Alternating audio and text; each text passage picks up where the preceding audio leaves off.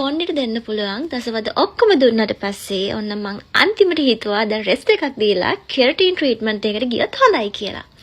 ඉතින් මම ඒකට තෝරගත්තා සලෝන් අශාරා එක. මං අශාරාගෙන් ගිහින් අහුවා මොකක්ද මගේ කොණ්ඩෙට කරන්න හොඳම දේ කියලා මේ වෙද්දි. එයාත් මට රෙකමන්ඩ් කරේ කෙරටින් ට්‍රීට්මන්ට් එකකට යමු කියලා. ඉතින් මේ සලෝන් අශාරා එක තියෙන්නේ මීගමුවේ කොච්චිකඩේ හරිම ලස්සන කාම් ප්ලේස් එකක්.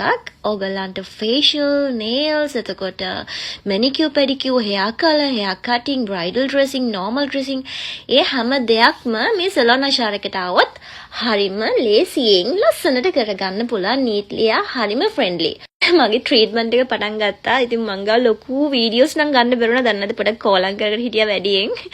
ඔන්න කෙරටින් එක කරාට පස්සේ මගේ කොණ්ඩේ හරිම නීට් එකට තිබ්බා. ඒත් මං හිතුවා හෙයා කට් එකකටත් ගියොත් හොඳයි කියලා. මේ ඉතින් කට් කරන්න කලින් මගේ කොණ්ඩේ හරිම ලස්සට නීට් එකට කොණ්ඩේ නම් ආවා. ඉතින් මං හෙයා කට් එකක් කරගන්න කොහොමත් සලෝන් අශාරයකට ආවම වෙනවා. දවස් 3කින් හෙයාගේ වොෂ් කරන්නත් ඕනේ.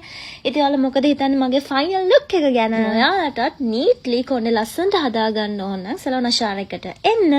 සලෝන් අශාරයේ හැම සර්විස් එකක්ම තියෙනවා. මම නම් හරිම ආස ප්ලේස් එකක්. ඕගොල්ලෝ කමෙන්ට් එකක් දාගෙන යන්න මගේ කොණ්ඩේ කොහමද කියලා. බයි.